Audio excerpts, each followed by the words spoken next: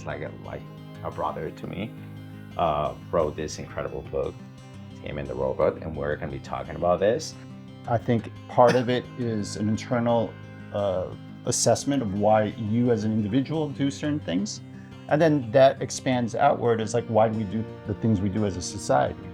As you immerse in this journey, did you learn something new, or did you heal something, or did you have the opportunity to grow in some aspect?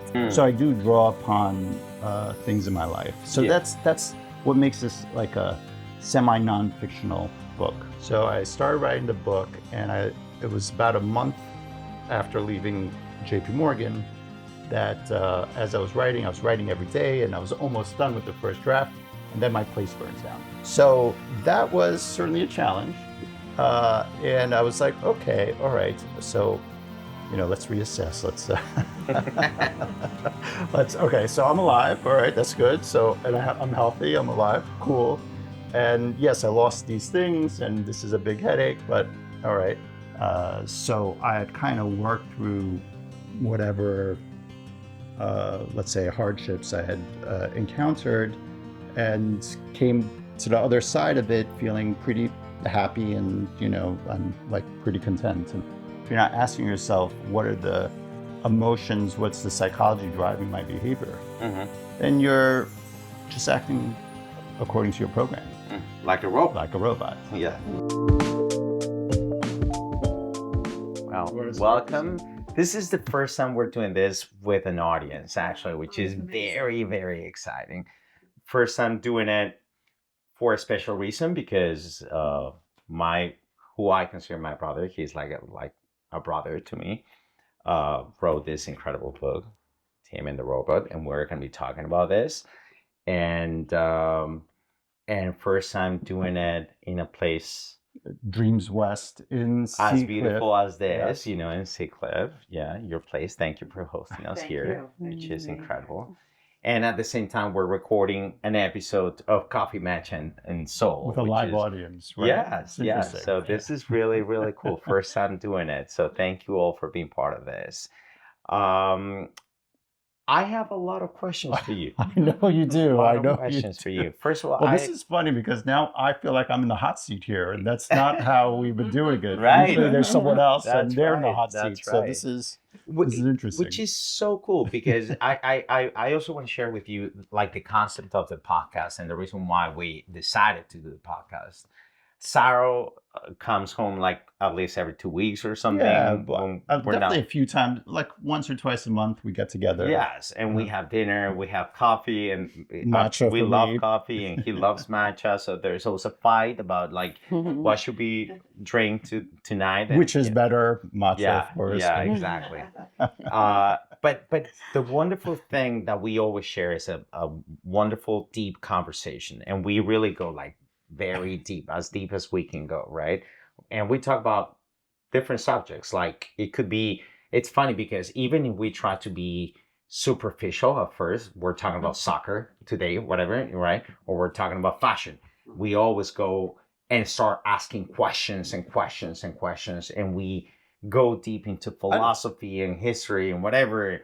I don't think we even have the superficial conversations anymore. We just dive in. According to you and I, but if somebody else sees that, from the outside world, it might be a little bit superficial. So maybe. But it's always like we always take it like deep, right? Which is great.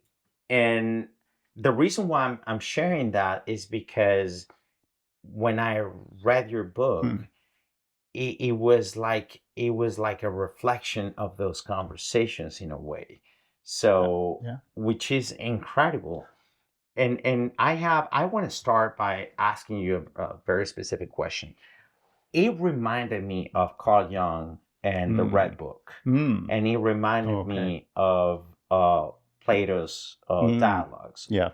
And it's which by the way, those two books have been a huge influence in my life. Yeah.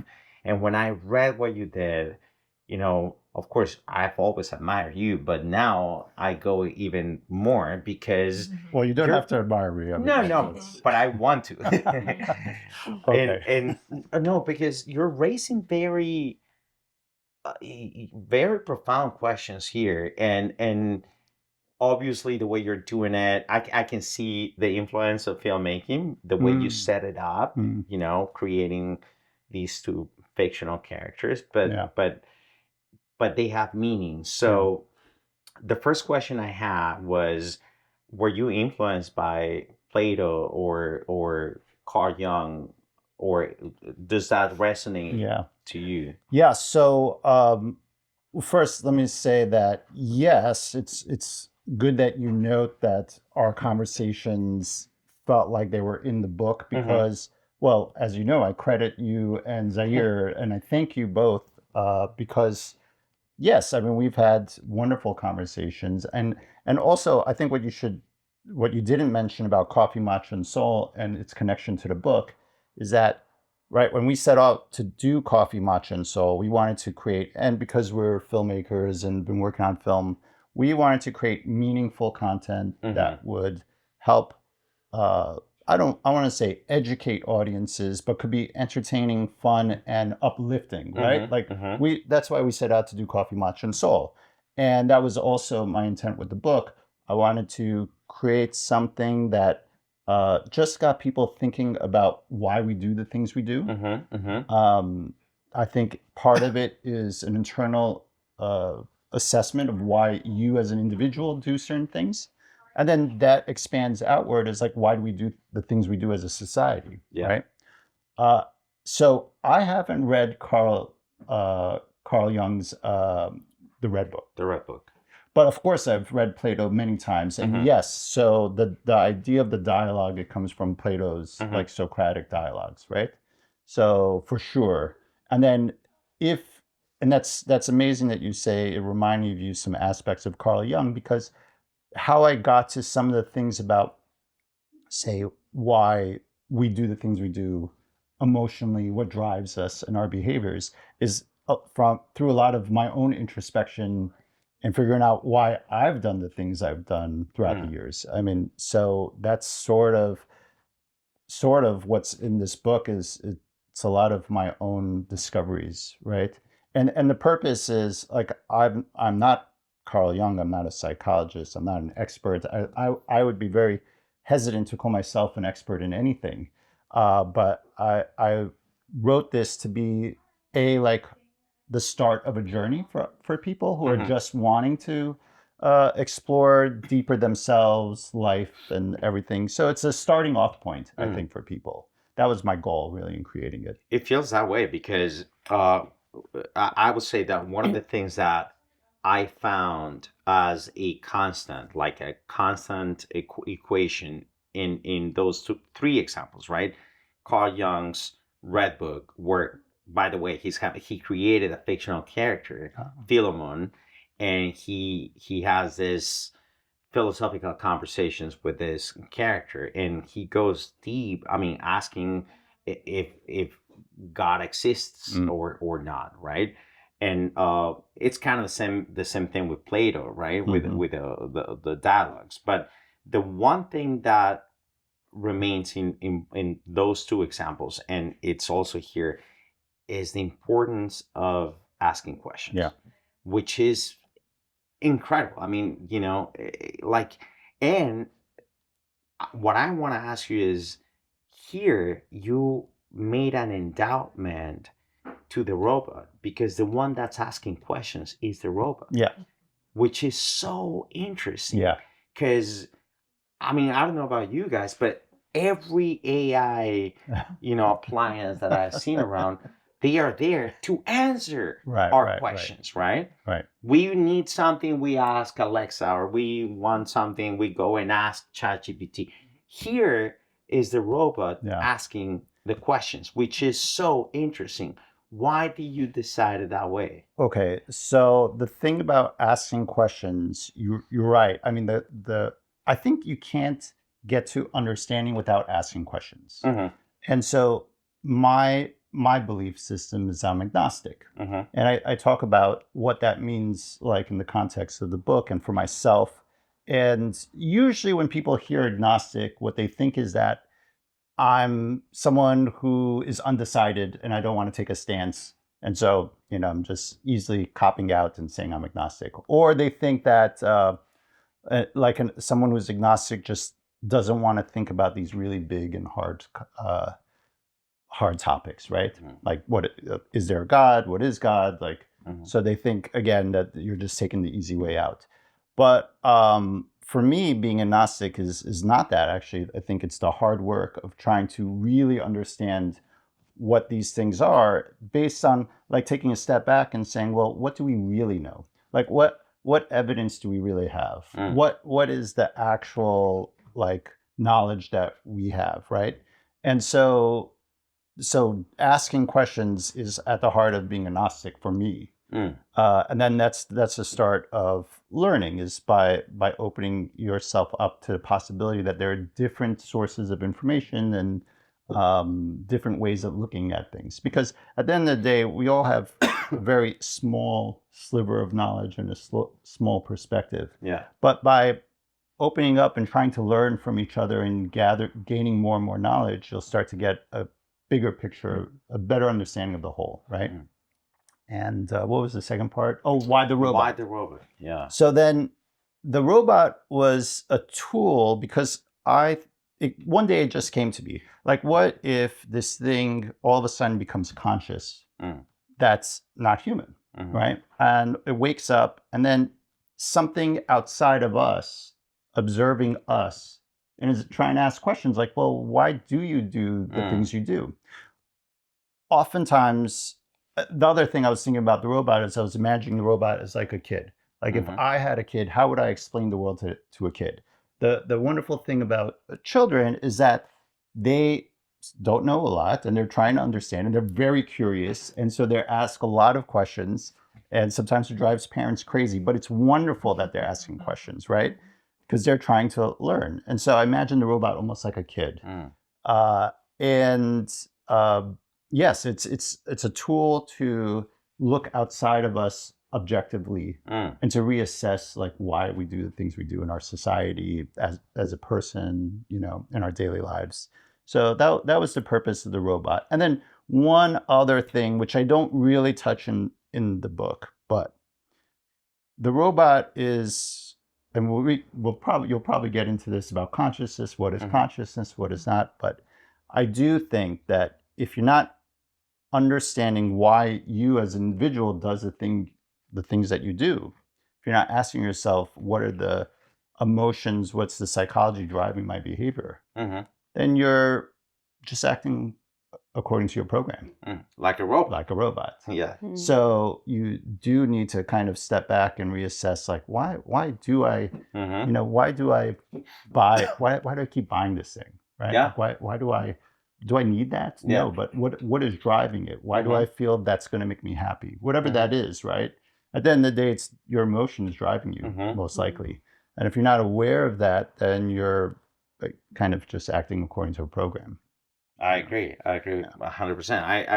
I remember when I was studying acting, I had a teacher she always said the same thing. You guys have to live in the question. Don't answer the question. Just live there. And just, find new things, which I believe is the principle for evolution. As you were saying, if in any field, if a scientist doesn't ask himself new questions, if we take everything for granted, then there is no evolution. Same thing with, if we take any dogmatic system and we just, adopt that as the mere truth, then there is no evolution in anything. So I think that's great. Who's Tim?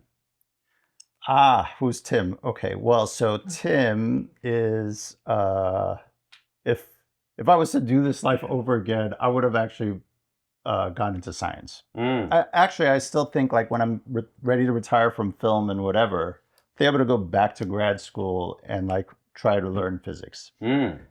So Tim is like who I would like to be, and I am talking through Tim.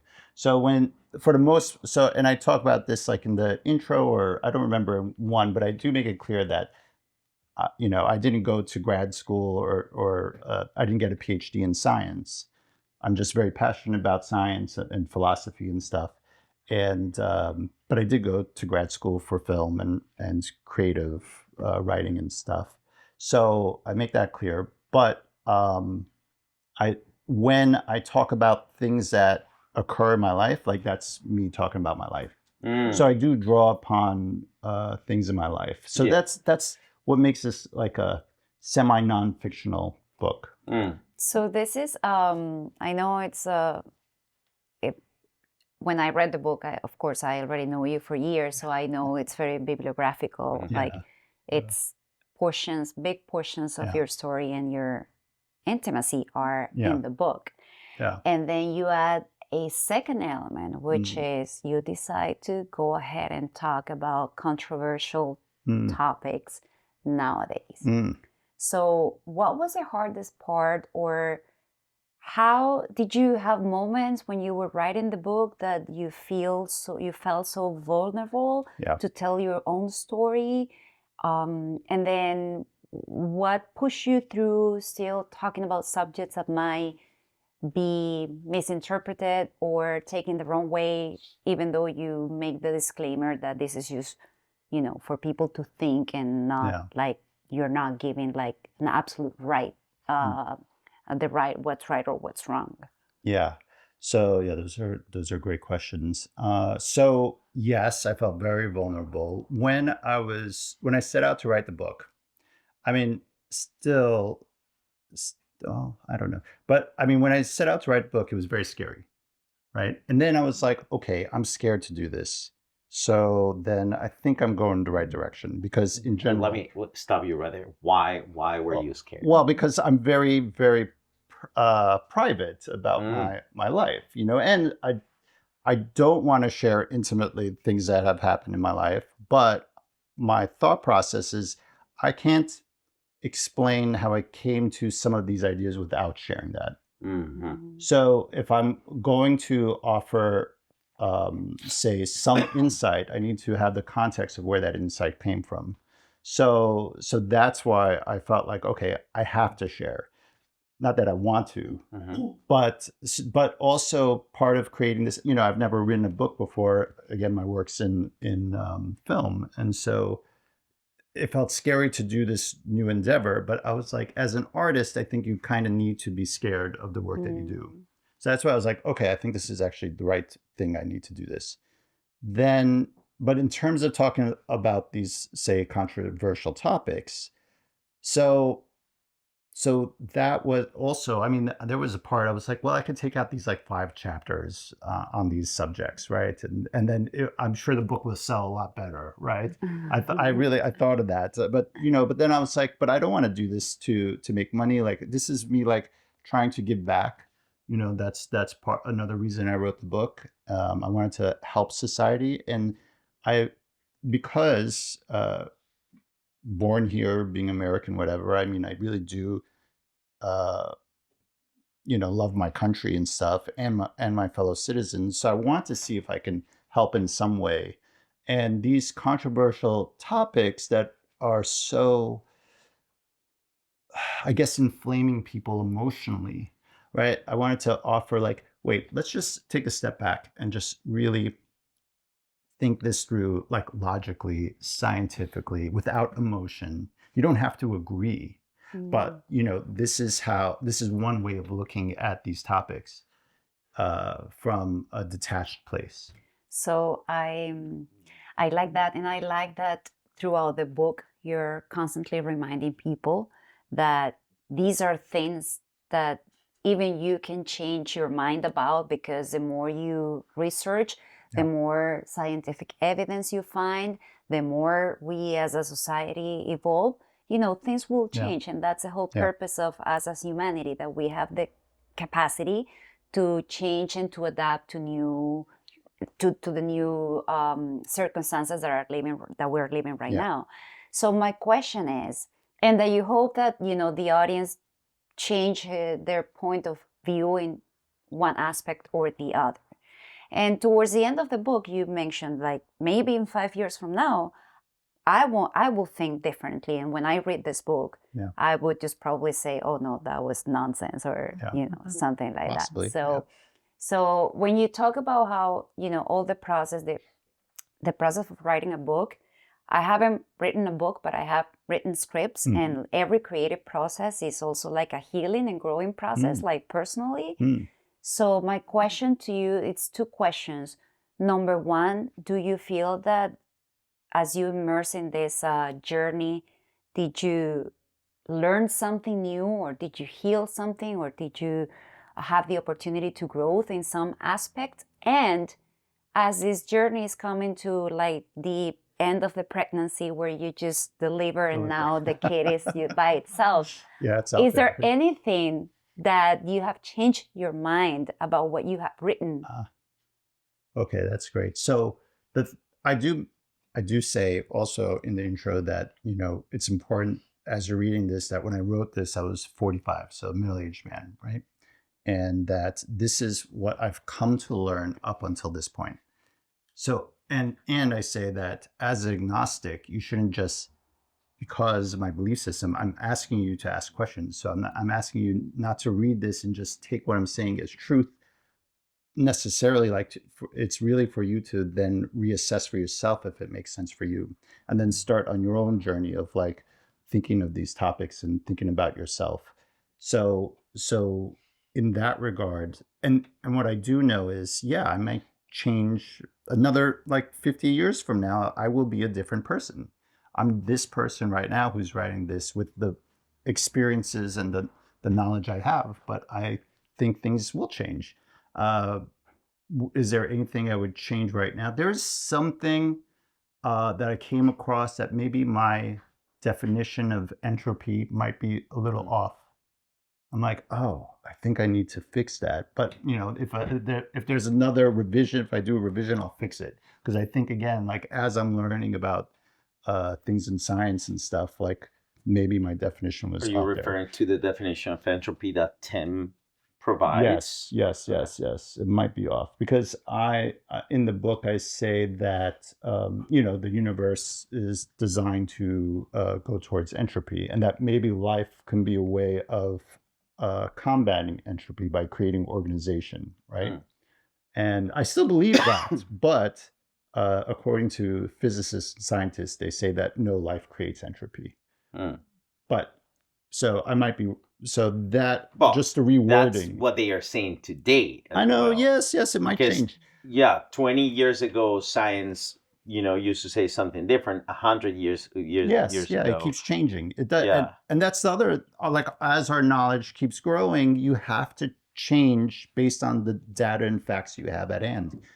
So what the scientists are saying is that in general, life right now, life does create entropy because it breaks things down and takes energy and breaks it down.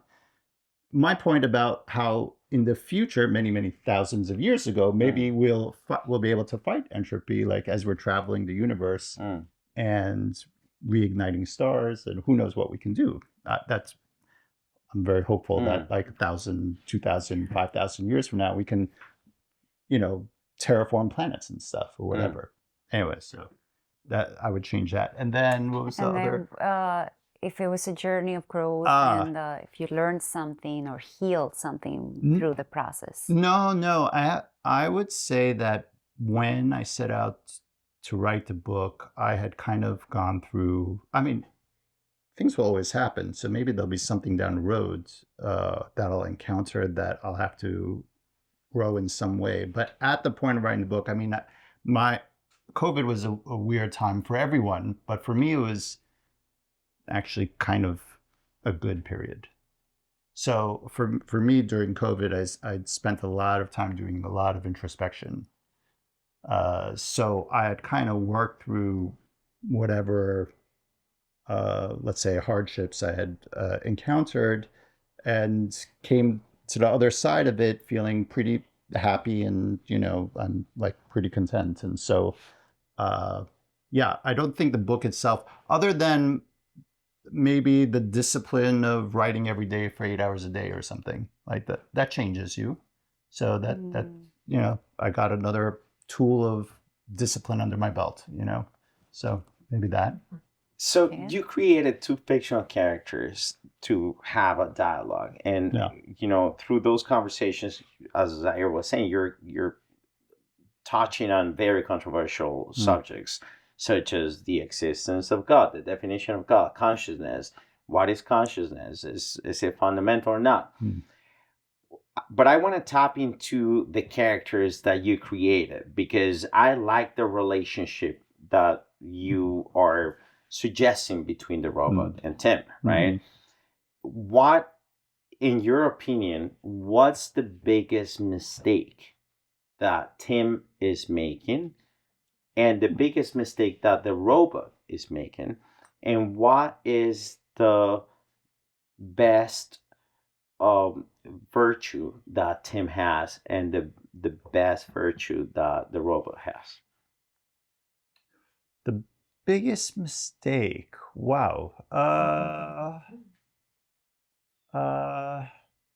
Maybe the biggest mistake for Tim is over explaining too much. And for the robot,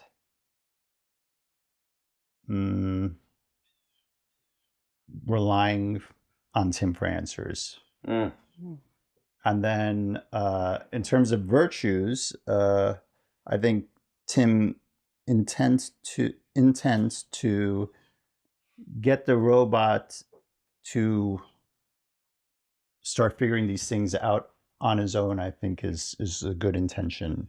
And then for the robot, just being inquisitive is a good virtue. What have you learned from both of them? Well, what have I learned from both of them? Well, I mean, they're both facets of me, so I don't know that I've learned so much from them. I don't know. I don't have a good answer. I'm gonna get back to that. All right, later. we'll come back. Fine. Okay. I'll think about it as we're going. Thing that I really think that it's worth sharing, because you know, a lot of people may see the book, which is great, right? But they don't know all the decision making that you had to go through to get this done. Which you know, when I told you that I admire you, I really mean it, but not just admire your talent, but the courage you have to say, listen, my life is going in this direction. Now I want to drop this thing and I want to focus on creating this, because this has meaning. You know, so can you share a little bit more about that, as much as you want to share?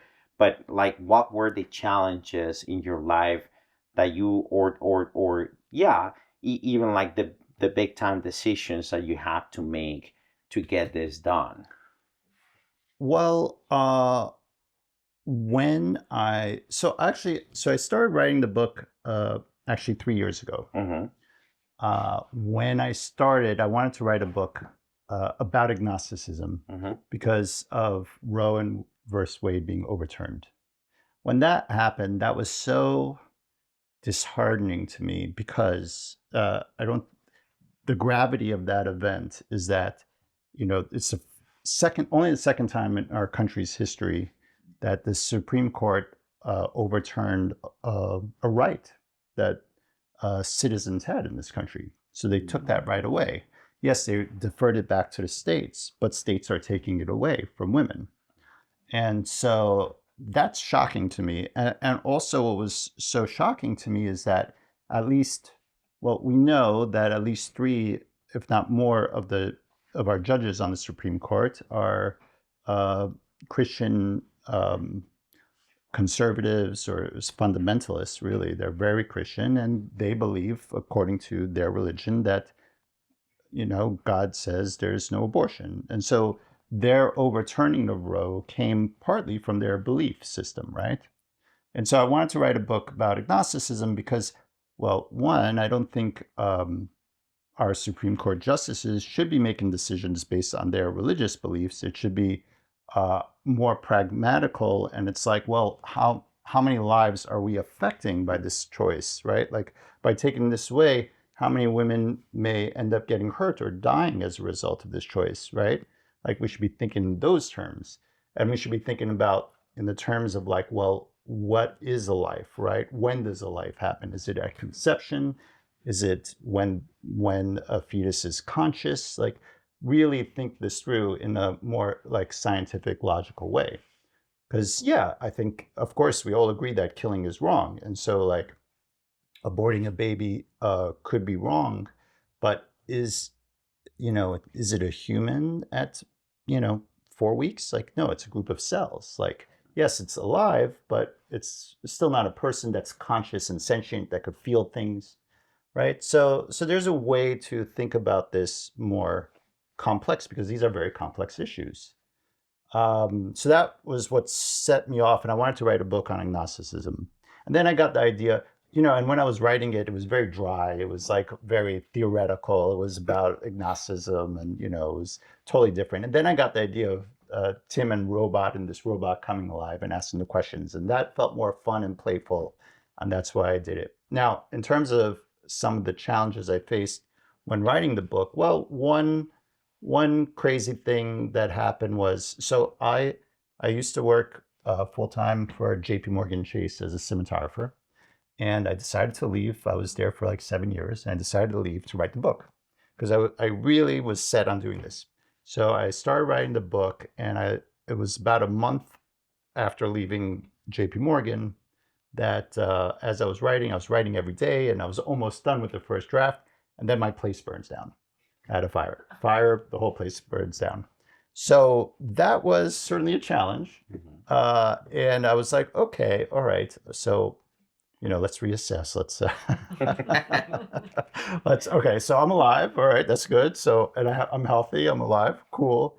And yes, I lost these things and this is a big headache, but all right. So it was certainly hard to get back to the book while dealing with the things with the fire and stuff. And yeah, so that was a challenge to not allow, let's say, that big event to affect me, whether emotionally or whatever, so that I couldn't complete this. I mean, sure, it affected me emotionally, but like I allowed myself a couple of weeks to be in that state of, say, discomfort or pain or whatever, sadness, whatever, and then I started reassessing and being like, look, okay, I'll get through this. Life carries on, and this isn't that bad. It could have always been worse, right? So yeah, that was a challenge doing it, and yeah, I would say that was the biggest one that I could think of.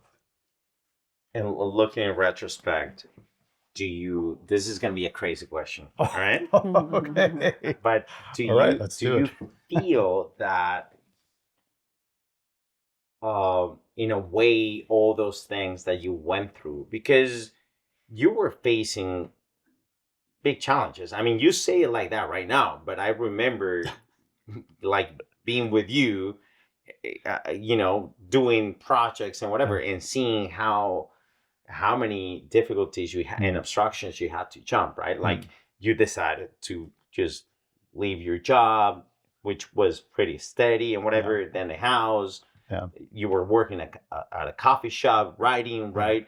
So, and you were facing some other Health issues as well and everything. Yeah. So, looking back in retrospect, do you feel that in a way made you pour some of that information that you had in your mind into the book? When you read the book, is it reflected in there? So what's reflected in there is some of the other hardships I faced, let's say in my 30s and early 40s, let's say health related and also personal things. And so when you go through hardships, I mean, as long as you come out the other end of it whole, like you're still alive, you didn't, get very injured, you can take something positive away from it. Though it's in those moments where you can grow and, let's say, develop grit, right? It's and part of what, like, one thing I didn't talk about this so much in the book, but one thing I was thinking about, you've heard of Stoicism, right? Yeah. With the meditations and all that. And Stoics talk about how your frame of thought affects your emotions. Totally true, right? But what they don't really get into is like, how do you start developing the ability to like regulate your frame of thought, right? Like they don't really talk about what are the things you can do to start, because in the moment, if you haven't like developed a skill set, if you haven't developed yourself, or like a muscle, almost like working out, right? But if you haven't had experiences that have allowed you to put these things in practice, you're not going to be able to do it the first time it comes around. Like with anything, you're not. So how your emotional disposition is towards something, you're not going to be able to control that if you haven't had practice throughout your life. So prior to the fire and all that, I had pretty good practice. So it didn't affect me as much as, let's say, if I was in my 20s, it would have affected me a lot more. So no, by the time I was writing the book, I was in a pretty good place to deal with hardships. So the reason why I was asking about mistakes on the robot and Tim as well, and virtues as well, is because something that I this is a personal opinion, but I believe that makes a big difference between us humans and any robot is the fact that, and it's also connected to the idea of entropy, is the fact that we as the human experience, we make mistakes all the time. And we are designing an artificial intelligence in whatever facet to be perfect, right? Like and it makes sense. I mean, you want any AI system to be as perfect as it could be, right? To avoid mistakes, right? Sure. So it's interesting that part of the humanization of any entity, artificial or not, has to do with entropy, has to do with the fact that we make mistakes, we face chaos, we face, even when we plan everything the way you were planning, I'm going to quit my job, I'm going to focus in the book and whatever, boom. Yeah. Life happens. You have life happening, right? And then I remember, if I can bring that up, I remember, during those days, I remember a conversation you and I had. Zair was wrong, and you were asking a lot of questions. I don't understand why this is happening. I want to know why. What? Just like the robot, right?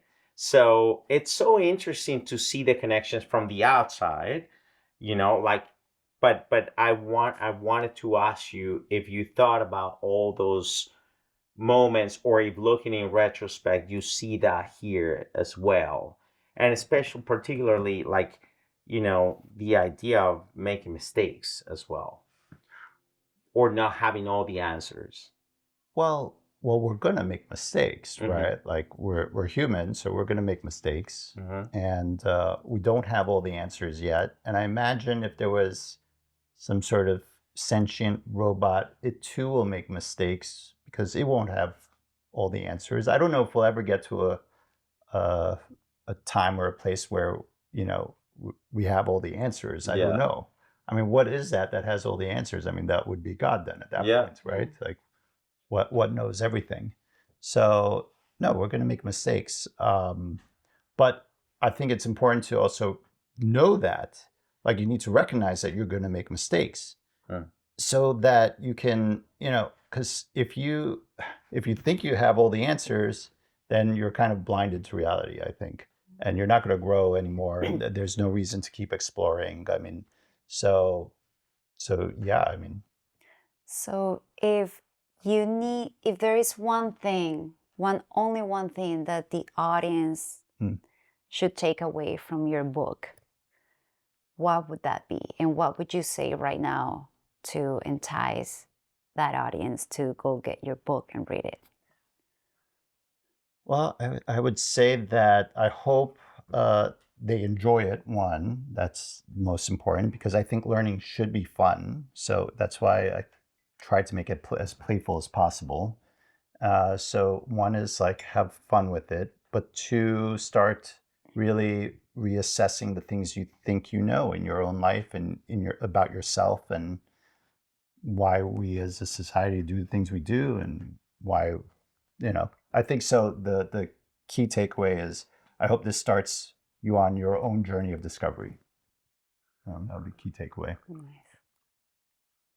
I gotta say that one of the things that, and I have to thank you for that. One of the things that the book created in me was the necessity to keep asking questions Oh, good. constantly and not taking anything for granted, because even Tim doesn't have all the answers. No. Yeah. Which is great. Yeah. And that's what I meant when I was talking about the mistake factor. Like the moment we believe that we have all the answers, in my opinion, that moment we're setting ourselves to stop growing. Yeah, totally. Because we are just nothing in this universe is fixed. Yeah, that's We're right. always learning. That's right. Yeah, totally. And more important, you're fooling yourself into thinking you know the answers, and you're not exploring anymore. You're not learning anymore. Yeah. So yeah. Good. Shall we open it? Sure. Yeah. If there's To any the questions, audience? what we're doing. Yeah. If anyone has any questions, we could. Or comments. They don't have to be questions. Yeah. Not so much a question, but knowing Saro as long as I've had, and also having been with him through his current trials while he was writing the book. While he was in the middle of it, I read some of his writings, which was on his blog, and it really opened my eyes to really seeing what I knew of him, and actually got to know him better from those writings, because I got to see the reasons why he did things. And I haven't read the book yet, but I will. and I want to see if all the experiences that you've had and the things that I have in common with you, I see it in you, and how you guys were just conversing just now. All the things I have in common with him, I see it in his book and your conversation. And well, because we have very good conversations like this also. Yes, indeed. And his problem-solving skills all stem from stuff like this, and philosophically as well as physically.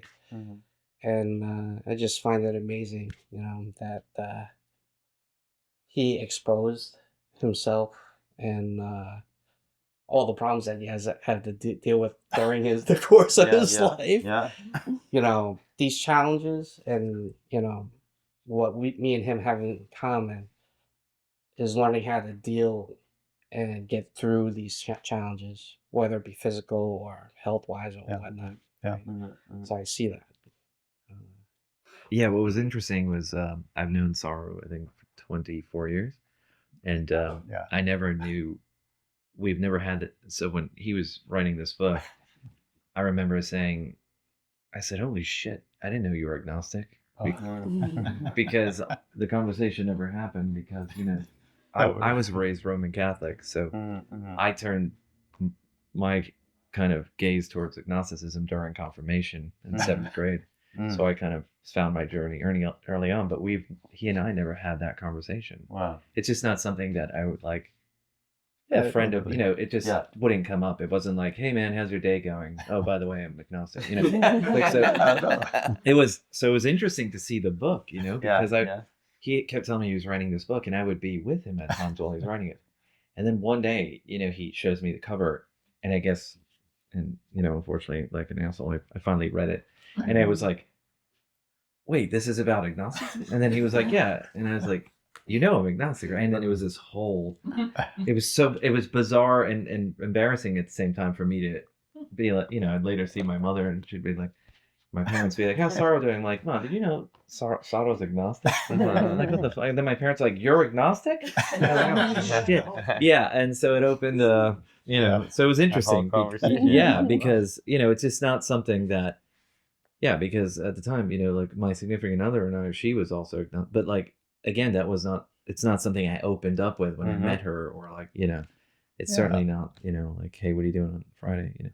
So, but it was interesting, and then he was putting it into the book and then taking me through it. So I guess my question for the audience is, at what age or when did you kind of realize that you weren't kind of orthodox? And yeah. Well, so I was born.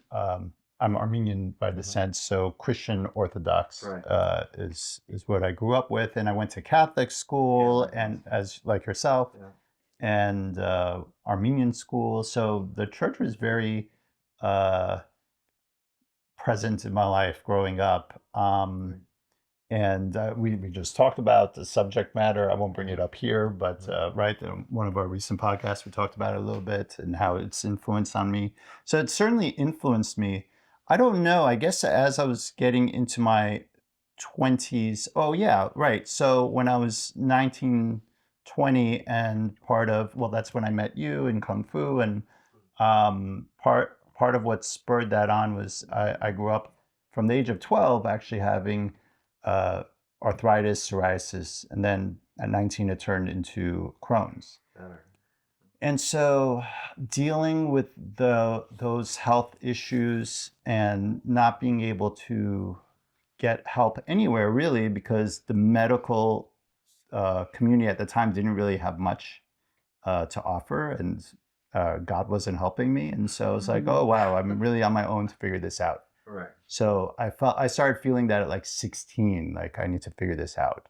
Okay. But by 19, 20, that's when I then started turning to Eastern arts and philosophy, and that's how I got into Kung Fu and started studying Buddhism quite a bit. And by the time you met me, I was like kind of in monk mode, right?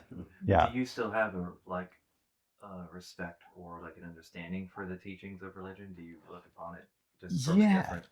So I talk about that. So, and I'm not at all suggesting we throw everything out, just maybe the things that don't make sense today, right? But like, let's say Christianity, and I talk about that quite a bit. Like, I actually really love a lot of what Jesus was preaching and talking about. And there's also a theory that Jesus and Buddha may have met or something, and because they were around the same time, like right? Avengers, yeah. Well, maybe. Well, yeah, they were for their time. Well, they were trying to do right. Jesus at the very core was trying to do good work, right? Like he just wanted to help humanity, and that's beautiful. But I don't need Jesus to have been resurrected. I don't need the magic. Right.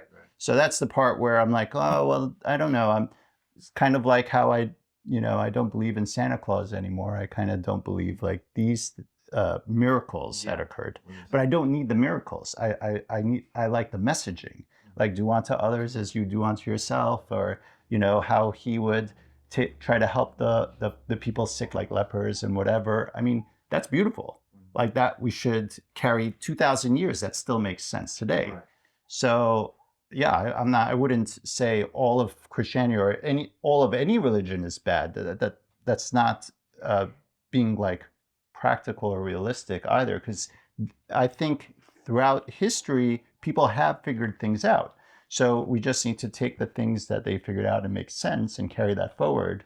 And then some of the other things, let's say the myth and the fables and stuff, we don't need to hold on to that and make room for science and try to assess things for what they really are. So that's how I balance it. Like also when you hear about agnosticism, like you are not just you're also thinking that it's somebody who does not believe in God or anything spiritual, and you are a very spiritual person.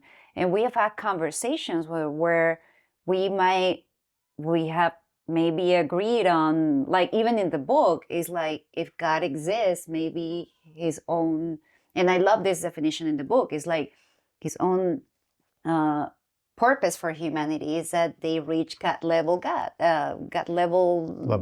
maybe. Level of God, right? Yeah, and then maybe. that because if we go back, if we bring religion into that, it's not that far away from that. Like if we bring Christianity, when you have the Trinity, and when you are like, you have God inside you, like you, therefore you're God, because you're one with the whole, right? Right.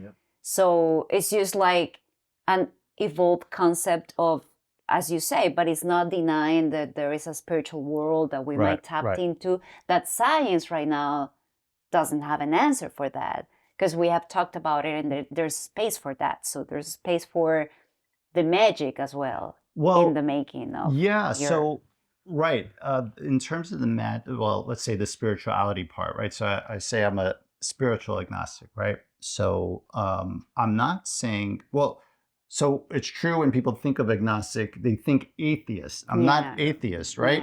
Like atheist to me is also kind of an extreme stance, because they also have no evidence that there isn't a God. So they're just claiming no God without any evidence also. Yeah. So that's the problem with atheism. Like, you have to be open to what the possibilities are. And the spirituality part, so I try to tie it back to science. And what I say is, like, my definition of spirituality is like, what is it other than trying to be the best version of yourself, right? And so I think that's the pursuit of spirituality. And so being the best version of yourself, you're developing yourself physically, mentally, morally, ethically, right? So all those facets makes your persona, your soul, your spirit, like all that combines to make who you are. And so the development of yourself spiritually is the pursuit of being the best person possible. And then in terms of the potential for there being God, well, I mean, even science has, right? Like, the magic is always the limit of what science understands, right? Neil deGrasse Tyson says that, and I think it's so brilliant. And that limit keeps getting moved back as we keep making new discoveries. But there'll probably be a point where we'll never be able to answer, like, how we got here, how did the universe got here, and maybe that's where God is. Maybe that's where God resides, or maybe there's something underlying. Maybe God is like exists on the quantum, like a quantum level. And so it is in all of us, in everything. Maybe, that makes sense to me as a possibility. So I'm open to those possibilities. That's also a good fable to think. So it's like, you know what I mean? Yeah, it could, but yeah. So then I'm not against it. On the contrary, I'm just saying, like, some fables are, good to believe in, right? Yeah, I guess you need something to believe in. Yes, but right. I don't know. I'd be careful about magic, though.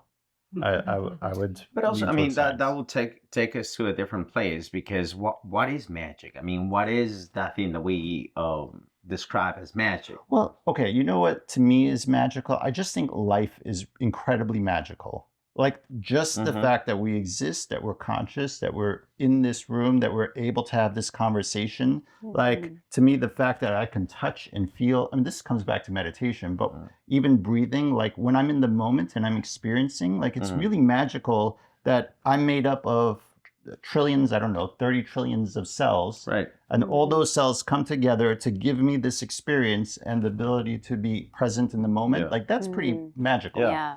And so how we got here through time, evolution, we started, I don't know how many millions of years ago, 500 million or maybe 3 million years ago, the first cells formed on Earth. And then from those cells, it kept evolving until we're here now. That's pretty magical. So, like, that's magic to me. No, and we have had this conversation. Like, I would never forget the moment, like, 2 years ago, for the first time, we had the opportunity to bring my Cuban mother from Cuba, out of Cuba, to visit Mexico, right? And we were spending some time with her, and the moment she saw, I believe it was me or Zair, saying, "Hey, Alexa, play music," and she was like, "What? What is that?" That's magic for her. That was like coming from a magical world. Yeah. So, right. The reason why I'm asking this question is because there are certain things that we couldn't understand, or if you show whatever internet is doing nowadays, or new appliances is doing nowadays to an indigenous community in the Amazons, right? For them, that's probably magic. Yeah. Because we cannot understand or comprehend in our daily basis life. Yeah. But what is magic? I mean, there's Dean Radin. I don't know if you have read his book on and he's a man of science. His book is called Real Magic, and it's like the scientific explanation for those phenomena that we call magic.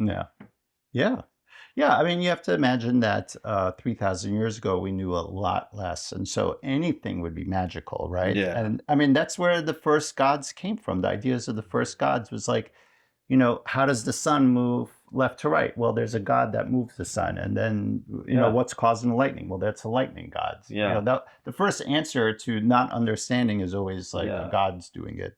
So, and I talk about this in the book, like, you know, if we now today with our technology go back 3,000 years ago, I'm sure people would say we're gods, right? So it doesn't take a lot to be magical, but just I think it's important to know that as we're learning more about the universe and how it works, that frontier of what's science and what's magic, it keeps moving. Yeah. You know? Yeah. Well, I remember, you know, Einstein used to call entanglement something that is explained today the spooky phenomenon. Oh, yeah. And now it's proved that, you know, entanglement is real. Yeah. And it's not magic. Yeah. Right. When Einstein's like, what is this? This is crazy. Like, how can these two particles be connected across the universe? Yeah. Because, right, the changes occur instantaneously faster than the speed of light. So, like, that shouldn't happen according to the knowledge we had. But now we know it does. We still don't understand why, but we know it does. Any other questions or comments? I was just thinking, if you were going to write a sequel, what would be their next adventure or lesson? Oh, okay. You know, I don't know that I would write a sequel, but I think what I'd like to do is create like a YouTube series where I animate them, and then that would be a little bit like smaller little chapters where they go around and robots see something that we're doing that's kind of weird, and he's like, well, why are you all online, you know, what's that line for, you know, like, why are you online, or you know, so that might be something I do. And maybe I would do like revisions as I learn more about science, where it's things change or something. Yeah. Awesome. I think the YouTube is a great idea. Make it fun. And absolutely. So my grandmother would say to me, you know, like, what is your definition of this? And you and I had talked about this, but I think the way that we came to an understanding of, you know, being kind of, the way I would explain it is that I believe in something. I don't know that I'm meant to understand that thing, but I don't believe in what man says about that thing. Right. And so my church at the time found that to be highly offensive. When I was asked to leave, they tried to expel me, and they did not want to let me. So can you repeat that again? I mean, because that's a powerful statement. So you believe in something, but you don't believe what that I'm necessarily meant to understand that thing. And should it reveal itself to me, I don't feel that I'm entitled to know that. But I'll try my best to kind of. Right. And so, but I do not believe in what man says about that thing. So, you know, and I go to church when, you know, not often, but Christmas or whatever, I fall asleep. But my point is, like, I understand the construct of it and I respect it. The older I get, I actually understand why my grandmother felt such a connection to it when she had passed. Maybe 200 women showed up from the church to do the entire, it was beautiful because I thought, wow, how beautiful that was. If she saw that would have just lit her up, you know, because hundreds of people showed up, and this goes on and it's a wonderful thing to watch. And there was power in that, you know. And so, and again, I still wrestle with it to this day because I hear what you're saying. You know, I want to believe. I want to allow that to be open to. I was just about to say that because, and I want to ask you what you think about this. But do you believe that it's inherent, like it's an inherent gift of humanity to believe? Do you think that we need to believe in something bigger than, because we believe in a lot of things, but you mean something bigger than human, like humankind? Not even necessarily. I mean, is that a need that we have, like the need of believe in something?